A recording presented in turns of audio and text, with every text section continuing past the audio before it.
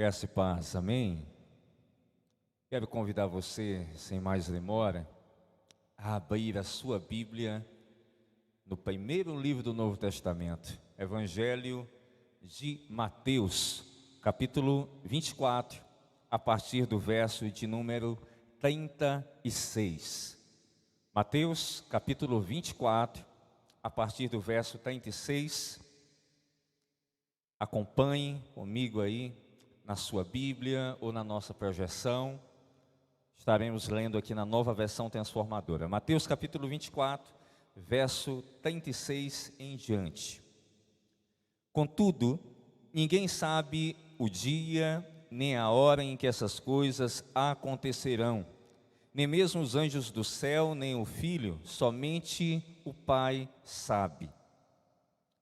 Quando o Filho do Homem voltar, será como no tempo de Noé, nos dias antes do dilúvio. O povo seguia sua rotina de banquetes, festas e casamentos, até o dia em que Noé entrou na arca.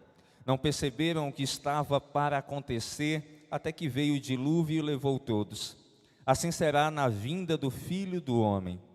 2 homens estarão trabalhando juntos no campo, um será levado e o outro deixado. 2 mulheres estarão moendo cereal no moinho, uma será levada e a outra deixada.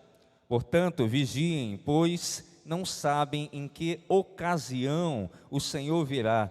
Entendam isto: se o dono da casa soubesse exatamente a que horas viria o ladrão, ficaria atento e não permitiria que a casa fosse arrombada. Estejam também sempre preparados, pois o Filho do Homem virá quando menos esperam. Vamos orar mais uma vez?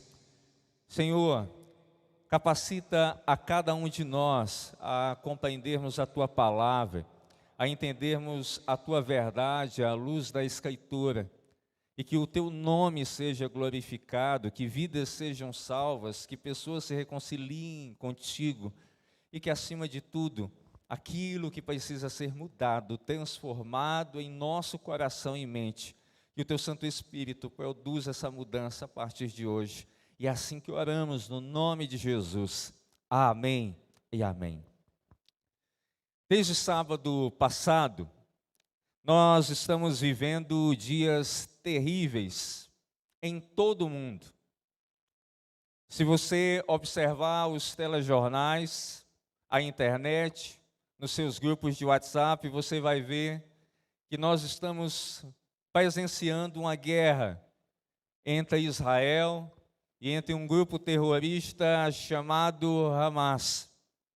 E nesse universo de guerra, milhares e milhares de pessoas têm perdido suas vidas, têm tido suas famílias dilaceradas, perdendo suas casas, perdendo seus bens, tendo feridas que estão e ficarão abertas durante muitos e muitos anos, por um bom tempo.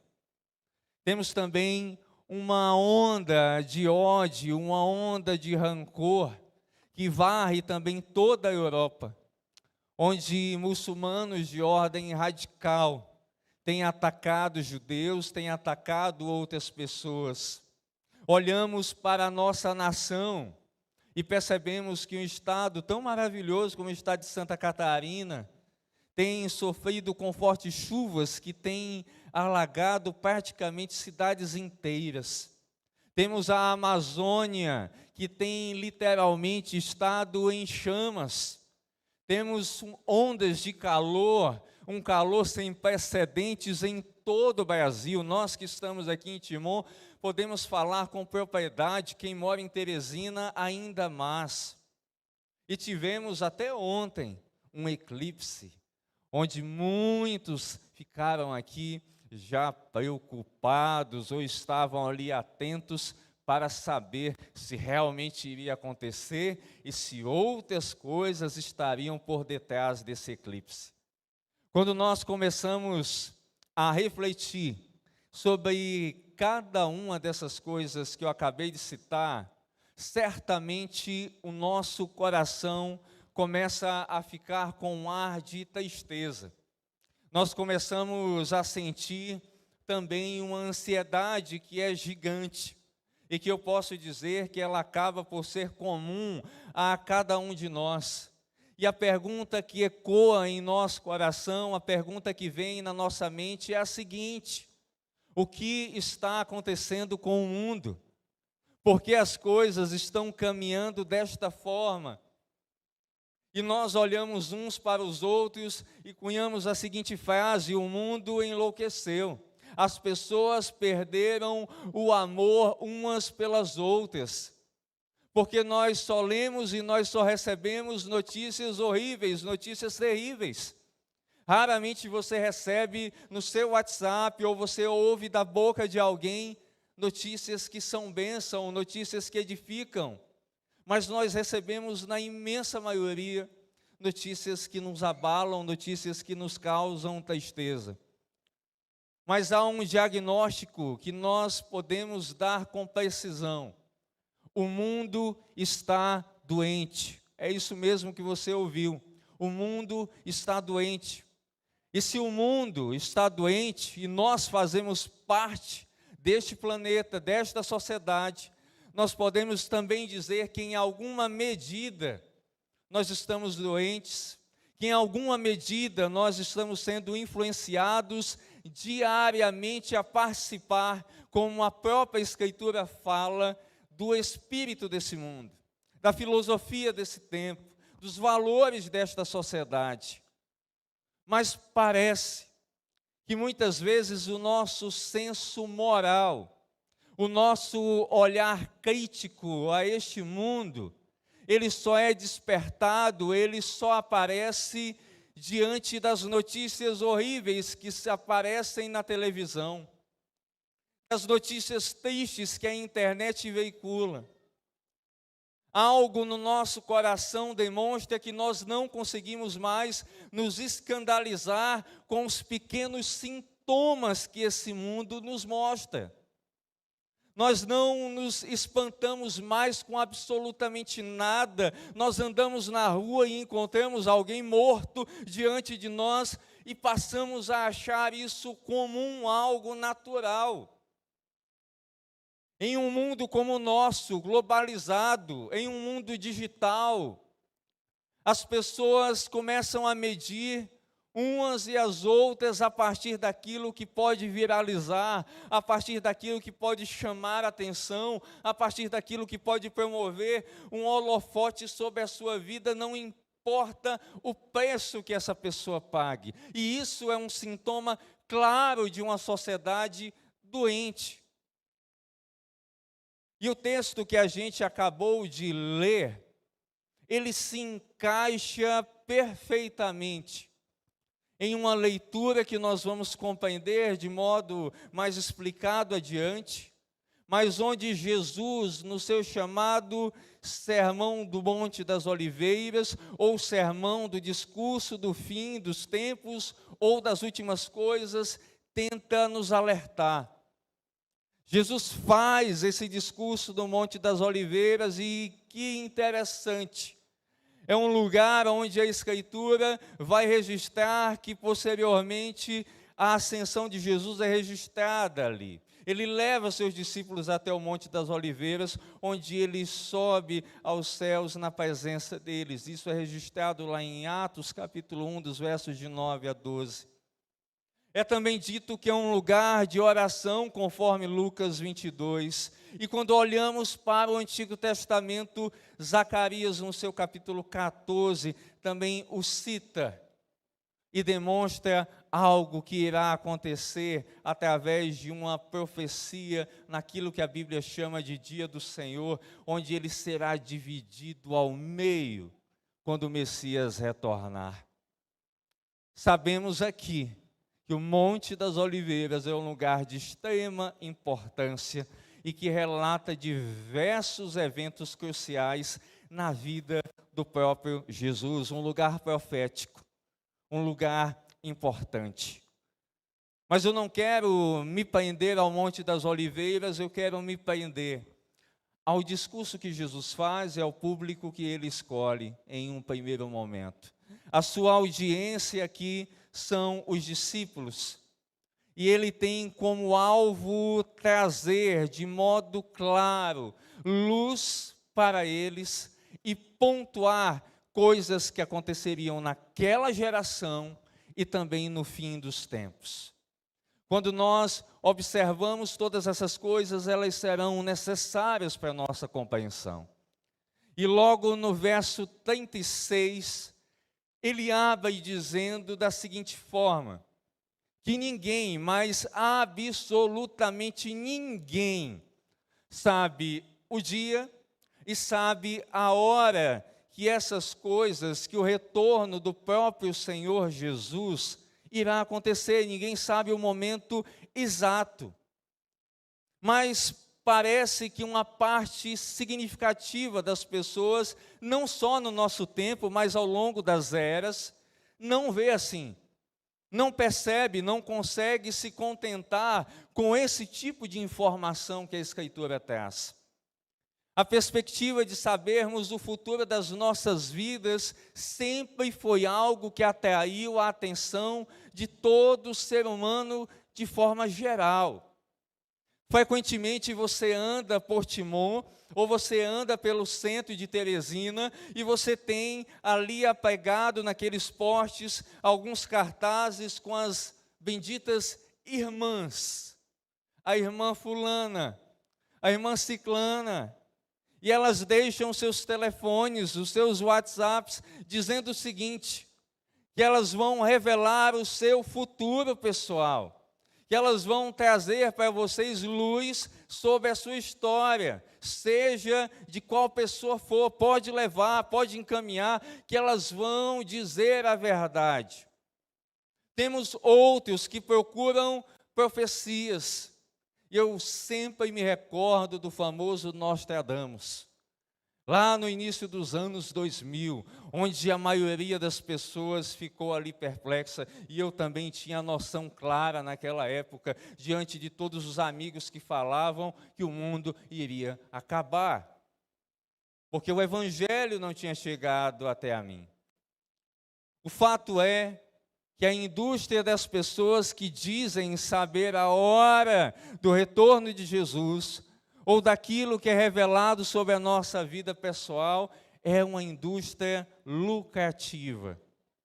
E nesses dias onde temos visto de tudo um pouco, nós temos acompanhado nos stories, nos status, nos grupos de WhatsApp, uma infinidade de podcasts também, que trazem uma série de pessoas, que trazem as suas visões, que trazem os seus princípios. Alguns chegam a beirar e dizer a hora que ele vai voltar, outros são mais ponderados, mas começam a fazer inúmeras ligações, inúmeras junções acerca do retorno do próprio Senhor Jesus. Alguns, como eu citei, de forma irresponsável, e uma minoria trazendo luz a um assunto delicado e espinhoso, mas de forma responsável. Só que deixa eu perguntar para você: será que no fundo do seu coração, no íntimo do seu ser, não há uma pontinha de vontade de saber como serão os últimos dias? Como realmente as coisas vão se desenhar, a hora, o momento? Uma pontinha de saber acerca da sua própria história pessoal? Você gostaria de saber o momento exato que todas essas coisas iriam acontecer? Talvez se você respondesse para mim agora, diante de mim, você iria dizer: não, eu não tenho nenhuma intenção, a Bíblia diz que eu não devo saber, então eu não quero. Mas talvez quando você retornasse para a sua casa ou fosse no caminho, você iria dizer: eu queria saber sim, porque eu queria organizar algumas coisas antes, para que Jesus me encontrasse de uma certa forma. O fato que chama a atenção é que Jesus também faz esse discurso, ele profere essas palavras, esse sermão, 3 dias antes de sua morte. Só que nós precisamos buscar em um mundo doente, e em tempos onde o nosso coração e as nossas vontades dominam aquilo que não deveria ser dominado, que a nossa inclinação seja para o bem ou para o mal, aquilo que a Bíblia fala, aquilo que Jesus relata, aquilo que o Evangelho traz para a gente. E o texto, ele é muito enfático. Ele diz que esse evento não foi revelado, nem os anjos sabem, somente Deus Pai. Se você abrir a sua Bíblia comigo agora, em Atos, no capítulo 1, verso 7, há uma afirmação muito clara. Atos, capítulo 1, verso 7. Ele respondeu: o Pai já determinou o tempo e a ocasião para que isso aconteça, e não cabe a vocês saber. A curiosidade é algo que não é novo, é algo que vem lá do Éden. A mulher, o homem, o afastamento do Senhor, a vontade de saber como as coisas são ou como elas de fato seriam se tivéssemos o controle de algo X ou Y. Mas o texto diz que nem Jesus sabe o dia e a hora exata. Isso demonstra que nós temos uma inclinação e que nós desejamos ser controladores e sabedores das coisas do próprio futuro, a qual a Escritura nos diz que determinadas coisas estão separadas e exclusivas ao Pai. Quantos grupos religiosos não marcaram datas, fizeram famílias perderem os seus bens, fizeram pessoas desacreditarem do Evangelho, fizeram pessoas não ter vontade de conhecer a Escritura. E ouça bem o que eu vou dizer. Uma coisa é você querer conhecer a Escritura, se aprofundar, saber mais de Deus. Outra coisa bem diferente é você ir além daquilo que a Bíblia diz, daquilo que ela fala, ou distorcer a mesma em prol da sua própria visão, das nossas próprias visões. A lição bem clara que o Evangelho coloca é que há limites na história e que nós devemos entender o princípio da soberania do Senhor e daquilo que Ele fala a cada um de nós. E esse texto traz justamente isso, que nós não devemos brincar, que nós não devemos ultrapassar essa linha. Esse mesmo texto realça que quando Jesus também retornar, será como nos tempos de Noé. E é importante nós notarmos aqui como Deus enxergou aquela geração. Se você voltar um pouco lá para o Gênesis, acompanhe comigo Gênesis capítulo 6, verso de número 5. Gênesis capítulo 6, verso de número 5.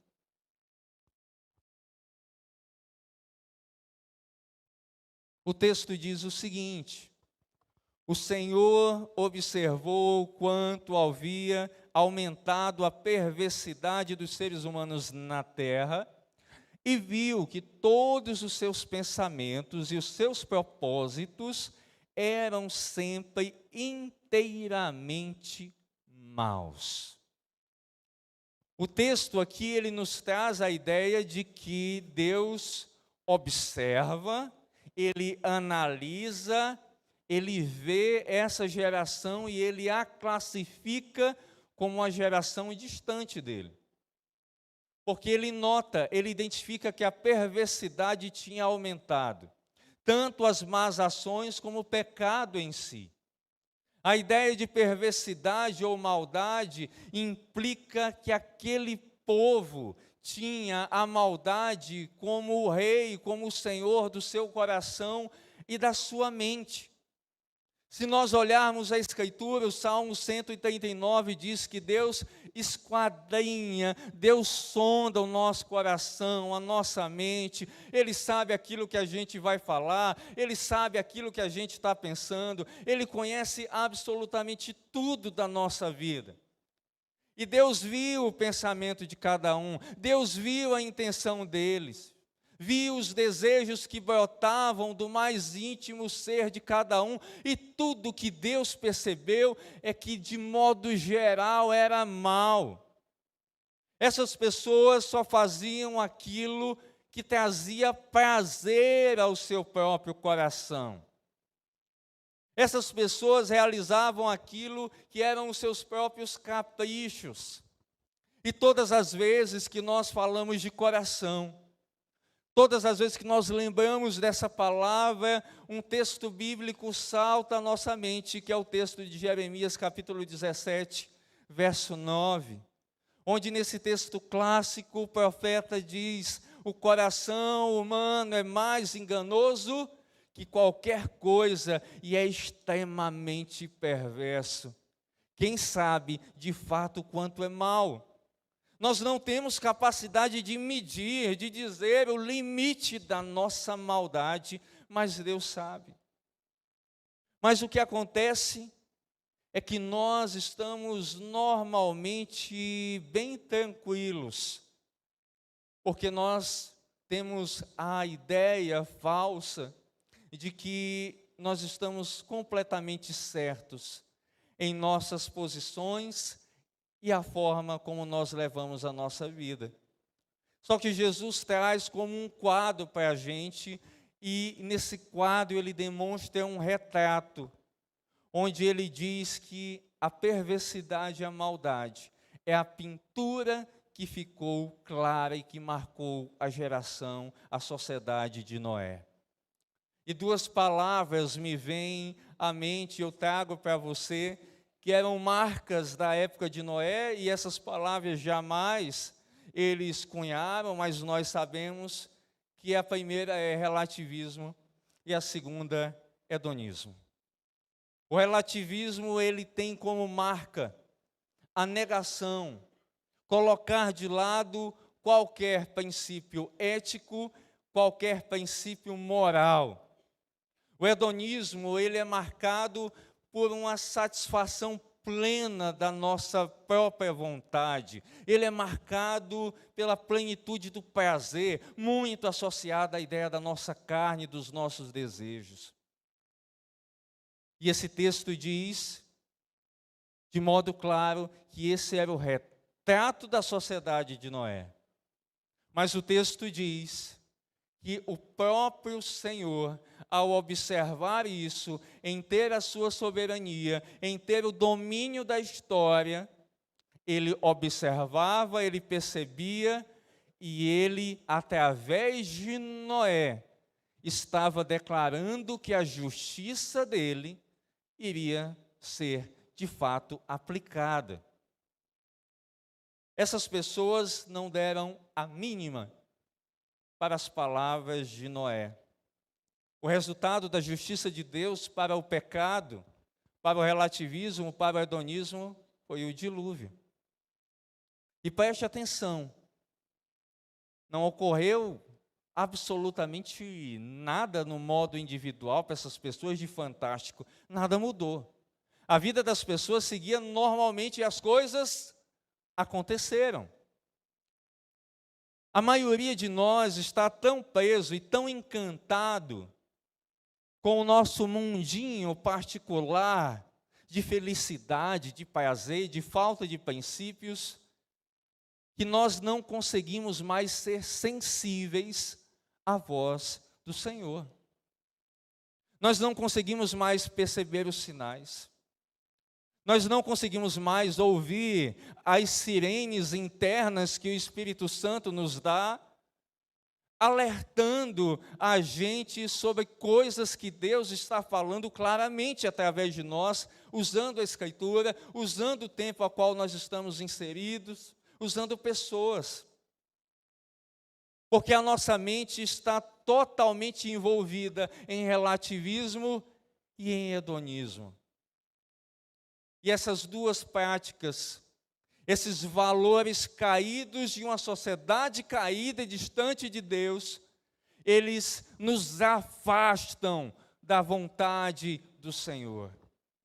E se você observa toda a Bíblia, do Gênesis ao Apocalipse, Deus quer que o seu povo seja um povo santo, separado, que observe não o mundo, mas observe as suas palavras e aquilo que Ele tem colocado como lei, como princípio para cada um de nós. Mas parece que a gente se envolve de uma forma que nós apenas desejamos crescer profissionalmente. Não é pecado, mas se somente isso leva a tua vida, somente isso move o teu coração, é pecado e é marca de relativismo e de hedonismo. Uma vida onde que nós queremos uma casa maravilhosa, um carro, nós queremos um emprego, nós queremos bem-estar, nós queremos um casamento fantástico. Mas nós não colocamos Deus como o Senhor, como o centro da nossa casa e da nossa vida. E nós devemos nos perguntar seriamente no mais íntimo do nosso ser, onde a palavra de Deus tem estado em tudo isso que tem acontecido nas nossas vidas. Onde a palavra do Senhor, ela se encontra em meio a todo esse tipo de influência que você pode estar sofrendo ou você pode estar envolvido. Quando nós olhamos aqui, nós vamos perceber que nada que me gere prazer, nada que me proporcione crescimento, mas que não termine glorificando a Deus, serve.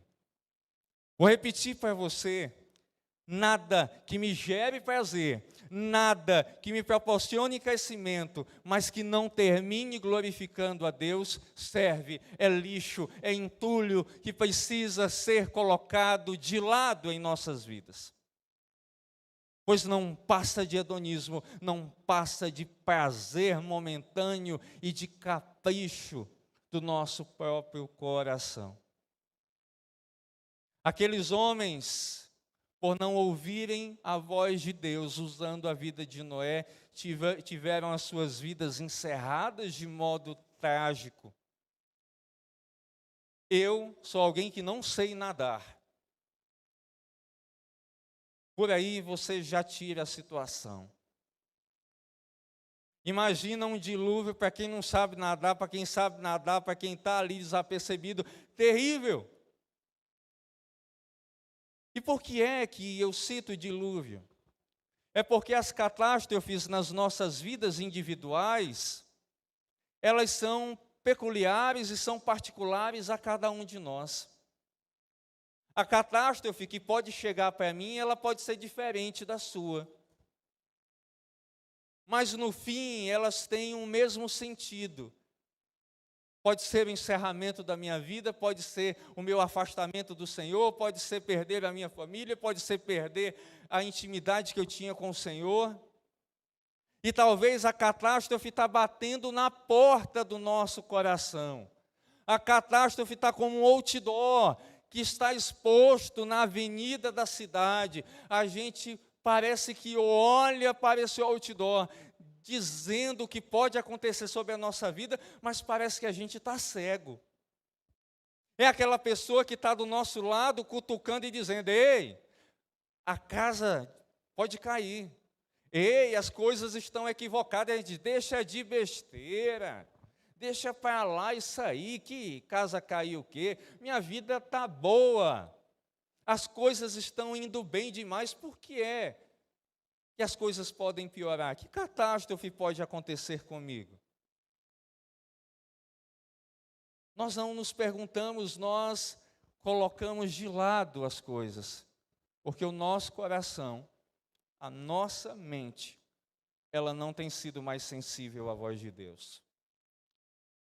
Talvez você hoje aqui seja alguém que em alguma etapa da sua vida pode relatar para mim ou para várias pessoas catástrofes que aconteceram porque você não ouviu a voz de Deus, porque você não enxergou os sinais de Deus, porque você não era mais sensível à voz de Deus.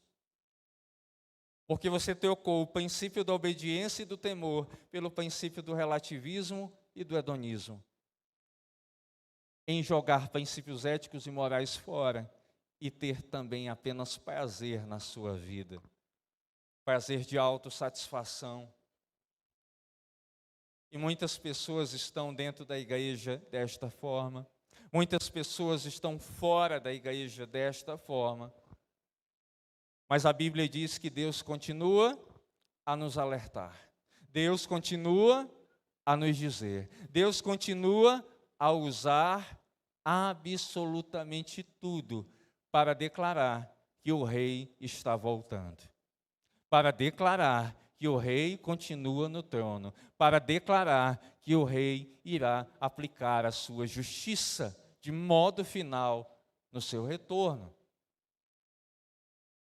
Talvez pareça duro para você ouvir e entender isso. Talvez para você apenas a libertação de determinados tipos de pecado seja suficiente. Só que a Bíblia requer de nós 100%. Os versos 40 e 41 desse texto, ele nos trazem uma linguagem simbólica usada aqui por Jesus, para descrever a natureza da sua segunda vinda e como ele vai exercer o seu julgamento. E para resumir para você a interpretação prática desses versículos 40 e 41, para alguns variam, mas eu quero pegar o sentido geral. Em primeiro lugar, Deus nos chama a atenção para uma prontidão espiritual. Há uma ideia clara que nós devemos estar prontos porque nós não temos o domínio do tempo, nem da hora a qual o Senhor vem. A prontidão espiritual da nossa relação com a palavra de Deus, a prontidão espiritual da nossa relação com a oração, da nossa relação com a igreja.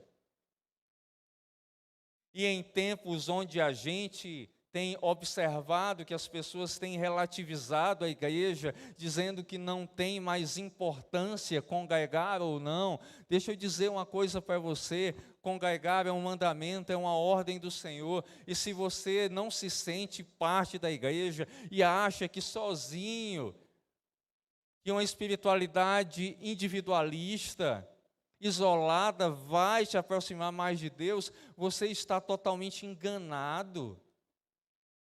Deus nos chama a viver em comunidade. Ah, mas eu não suporto, eu não aguento fulano. Pergunte para você mesmo como Deus te suporta, criatura.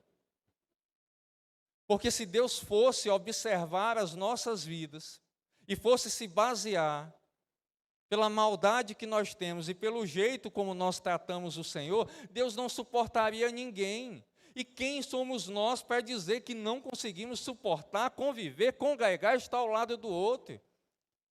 Ah, pastor, mas ele não passa desodorante. Aguenta, irmão, compra para ele um. Ah, mas o irmão fala mal de todo mundo. Quando ele começar a falar, diz: irmão, você não tem algo melhor para falar? Vamos falar bem das pessoas. Vou começar falando bem de você. Ah, mas a igreja não presta. Aí você diz: pois se a igreja não presta, nós dois não prestamos, amém? Vamos mudar. A igreja é feita de pessoas imperfeitas, mas é na imperfeição que Deus trabalha para que a gente mude, para que a gente seja transformado, para que a gente tenha um relacionamento próspero e próximo com Deus. Nós estamos aqui todos os domingos para que a nossa comunhão seja fortalecida. Nós estamos aqui todos os domingos para recebermos da palavra do Senhor. Nós estamos aqui todos os domingos buscando nos arrependermos e durante a semana, de segunda, sábado e domingo, nos arrependermos dos nossos pecados que nos afastam do Senhor. Esse mesmo verso 40 e 41, ele também fala de divisão e de julgamento. Uma separação em quem entra quem é justo e alguém que não é justo. E olha que interessante, E que bom que quem faz essa separação não sou eu, não é você, é Deus. Ah, pastor, mas fulano, eu acho que fulano é que deveria ir para o inferno. Olha para você, olha para a Bíblia e perceba que quem vai fazer isso é Deus.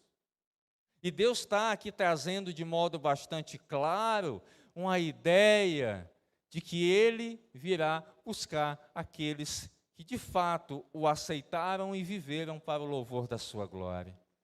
Esse texto, ele também traz, o verso 40 e 41, a seguinte ideia. Essas pessoas, quando foram encontradas pelo Senhor, o que é que elas estavam fazendo? O seu trabalho diário. Se você olhar o verso 40, o texto diz: 2 homens estarão trabalhando juntos no campo. Um será levado e o outro deixado. Para não deixar as mulheres de fora, o texto também diz: 2 mulheres estarão moendo cereal no moinho. Uma será levada e outra deixada. A ideia de forma repentina é que Deus nos encontra, nos sonda e nos encontrará para esse dia glorioso, para nos levar na lida do nosso trabalho. Não será naturalmente aqui não. Eu cantando, pregando, ou você sentado no ar-condicionado, lendo passagens bíblicas, mas será quando você menos esperar. Há uma importância prática de entender que congregar é importante, que amar o próximo mais ainda, que amar a Deus mais ainda, que abraçar o Evangelho como uma palavra gloriosa, mais do que tudo. Porque os eventos são imprevisíveis, eles são decisivos. Nós somos chamados a entender a nossa responsabilidade individual. A salvação, ela não é coletiva. Ela não é coletiva. Ela é individual. Ela é específica. Para mim, para você. Os versos finais desse texto, de 42 a 44, traz a ideia de vigiar. E a ideia de vigiar é estar totalmente alerta, totalmente ligado. É entendermos que a nossa vida deve ser pautada pela santidade ao Senhor.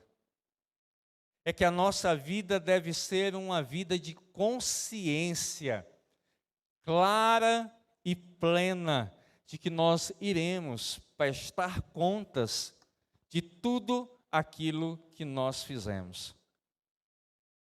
Quando você olha a ideia de prestar contas, você olha e lembra daquelas pessoas que disseram que no dia do julgamento vai ter um telão, tipo um data show projetando. Você pensa isso, não é? Onde Deus estará ali observando e nesse telão, muito bem, Ramon.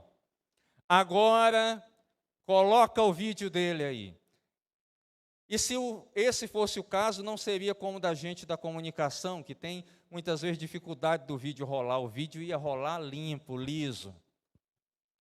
Mas não é isso que o texto bíblico traz, não é isso que a Escritura coloca. Sabe por quê? Deus já sabe o que cada um de nós tem feito ou deixou de fazer. O dia do juízo é uma formalização clara e plena daquilo que nós fizemos ou deixamos de fazer. Deus já o sabe. A grande questão é se nós temos consciência. É se nós sabemos o que nós estamos fazendo. Você sabe o que você tem feito para Deus?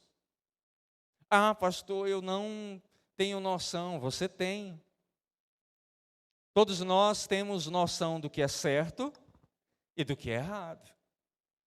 Todos nós sabemos que se nós colocarmos o nosso dedo numa tomada, a gente leva um choque. Todos nós sabemos que se tiver uma fogueira e a gente se jogar ali em cima dela, a gente vai queimar. Todos nós sabemos que se nós inventamos uma história sobre alguém que não é verdadeira, vai causar dano a essa pessoa. Todos nós sabemos que se nós não lemos a palavra, que se nós não oramos, que se nós não servimos a Deus com excelência, nós estamos errados com relação àquilo que nós professamos. O tempo de hoje não é exclusivamente para que a gente pense nas ligações, nas conjunturas que podem acontecer, porque está todo mundo desesperado, olhando para Israel, mas não olhando para a sua própria vida. Não, mas eu olho em Israel, o Eufrates está secando, 200 milhões, a pessoa começa a ficar louco. Ele está tão focado em Israel, mas ele não está olhando para ele. Ele está se esquecendo que Deus vai julgar e vai pedir contas da sua vida. Abre um parêntese, não sou contrário a você estudar a história e nem contra a sua corrente teológica, mas esse texto, ele traz a ideia de uma visita inesperada do Senhor para cada um de nós. Ele fala de um preparo constante. Todos os dias a gente deve estar se preparando. Se você observar, o próprio Israel, que tinha uma das melhores defesas do ponto de vista militar, foi surpreendido pelo Hamas. De alguma forma, os radares, aquilo que eles têm como inteligência, falhou. E eles entraram e fizeram a destruição. Se o nosso radar, se a nossa inteligência não estiver ligada, intimamente ligada ao Senhor, o pecado entra e destrói tudo. Ao ponto de deixar a nossa vida nas últimas gotas de sangue. Por isso, você não deve ser alguém, escute só, que vive freneticamente procurando em cada evento, em cada circunstância, e ligando e dizendo, Jesus está voltando, viu? Próxima semana. É esse evento aqui. Algumas pessoas que eu conheço, já estava vendo que o eclipse já tinha se montado com tudo pronto, Jesus volta. Mas a maioria dessas pessoas que eu conheço, a espiritualidade delas aparentemente estava aqui. Como igreja, coletivamente ou como cristãos, na nossa vida de modo individual, a gente tem que caminhar em vigilância. Pois se nós soubéssemos quando viria o Senhor, tudo seria mais fácil.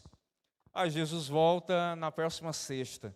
Pronto, a partir de agora, todo mundo aqui ia vestir até pano de saco à luz do Antigo Testamento, ia rapar a cabeça, ia ficar orando, ia ficar de jejum. Mas não é esse tipo de espiritualidade fabricada que Deus quer da gente. Mas como um pai de família que não sabe quando um ladrão vai atacar, assim também será a hora da vinda do Senhor.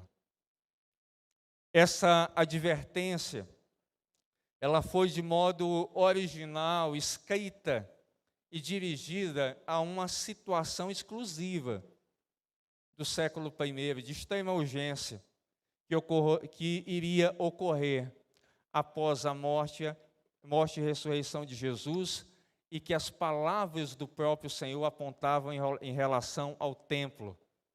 Elas iriam se tornar realidade, mas ao mesmo tempo que se aplicava àquela geração, também apontava para os dias finais. Essa advertência, ela continua ressoando, ela continua atravessando os séculos, e ela chegou para a gente nessa geração, nesses dias, neste domingo, nesta noite, nesta hora. Assim como naquela época, assim como em outras gerações, nós estamos vivendo dias turbulentos e perigosos. Se nós olharmos para a nossa própria cidade, nós vamos perceber isso. E uma das cenas que mais me marcou essa semana e que mexeu profundamente com o meu coração foi quando eu estava ali observando o Instagram e que saiu a notícia e um vídeo de um determinado produtor de conteúdo de um site de notícias, onde ele mostrava um berço onde só tinha sangue ao redor, onde ele demonstrava até onde a crueldade humana é capaz de chegar. Bebês decapitados. E quando nós olhamos para um exemplo como esse, nós só temos que clamar e dizer: Senhor Jesus, volta logo. Senhor Jesus, vem que os tempos estão maus. Senhor Jesus, nos abraça e nos dá forças para que a gente prossiga, para que a gente caminhe, para que a gente viva para o louvor da glória dele. Eu às vezes fico me perguntando, e no ofício pastoral nós temos isso. Todos os domingos temos a dura missão de trazer um sermão, de orientar o rebanho, de zelar por cada uma das ovelhas que Deus colocou sob a nossa responsabilidade, de levar a palavra a você que ainda não tem um relacionamento com Jesus. E a nossa oração diária é: Senhor, toca os corações, destrói as fortalezas que o pecado tem construído, traz sensibilidade ao teu povo para que essas pessoas vejam que não há vida fora de Jesus, que o ser humano está totalmente perdido, que se não for a graça, a misericórdia e o plano de redenção do Senhor, nós não teremos vida. Nós não temos controle sobre o que vai acontecer daqui a 10 minutos, daqui a um mês, daqui a 6 meses, daqui a um ano. Nós não temos controle sobre as coisas. Mas a única pergunta que esse texto e a Escritura nos faz todos os dias é se nós estamos preparados realmente para a volta do Senhor. A pergunta do Senhor aos nossos corações é esta. A pergunta do Senhor é se a nossa atenção é esta. A pergunta do Senhor é se a nossa atenção não está em coisas secundárias que nos levam a olhar para tantas outras coisas. E como igreja, como indivíduos que servem a Deus, nós às vezes nos preocupamos com tanta coisa que é pequena, com tanta coisa que é irrelevante. E a gente se esquece que o que Deus quer de nós é que nós sejamos adoradores que o adorem em espírito e em verdade. Pessoas que o amem mais do que tudo. E o que nós precisamos nesses dias de muita dor, de muita luta, de tanto caos, além de orar, é pedirmos a Deus transformação e força diária para que a gente vença o pecado e esteja mais próximo de Jesus. Você certamente essa noite veio aqui em busca de respostas a estes tempos tão duros e complicados. Eu peço perdão a você porque eu jamais iria dar para você aqui uma data da volta de Jesus, ou iria fazer um slide com conexões. Mas o que o Senhor colocou para o meu coração ao longo dessa semana foi a palavra: esteja atento, esteja vigilante, oriente o rebanho a isto. E você está tendo o privilégio de uma vez mais essa noite, você que é crente daqui, a observar como está a sua vida com Deus, a observar como as coisas têm caminhado na sua vida. Não é a vida do outro, é a sua própria vida. A você que nos visita, a perceber mais uma vez se vale a pena mesmo você continuar vivendo a vida que você tem levado. Você está preparado para isso? Curva a tua cabeça, fecha os teus olhos. Comece a refletir agora, intimamente no teu ser, sobre a sua vida, sobre como você tem caminhado com Deus, você que é crente dessa igreja. A sua vida reflete Jesus, os teus pensamentos refletem o Senhor, as palavras, o trato que você tem com o outro, reflete o Senhor. Nós falamos de morte, mas quantas pessoas nós não matamos e excluímos do nosso coração? Tem misericórdia de nós, Senhor. Nós falamos de relativismo e quantas vezes, Pai, nós abandonamos princípios éticos, princípios morais, para que nós consigamos ganhos que são imorais e que são passageiros, Pai, e que desonram o Teu nome. Ó Espírito Santo de Deus, toca o nosso coração, promove mudança. Que o nosso choro não seja um choro provocado meramente por emoções vazias, mas que seja um choro profundo de arrependimento. Pai, toca corações aqui essa noite, de famílias, de homens, de mulheres, de filhos e de filhas, que têm vivenciado uma vida longe do Senhor, que não querem te reconhecer como Senhor e Salvador, mas que estão perplexos, chocados com aquilo que esse mundo é capaz de produzir. Pai, nos ajuda a nos aproximarmos mais de Ti.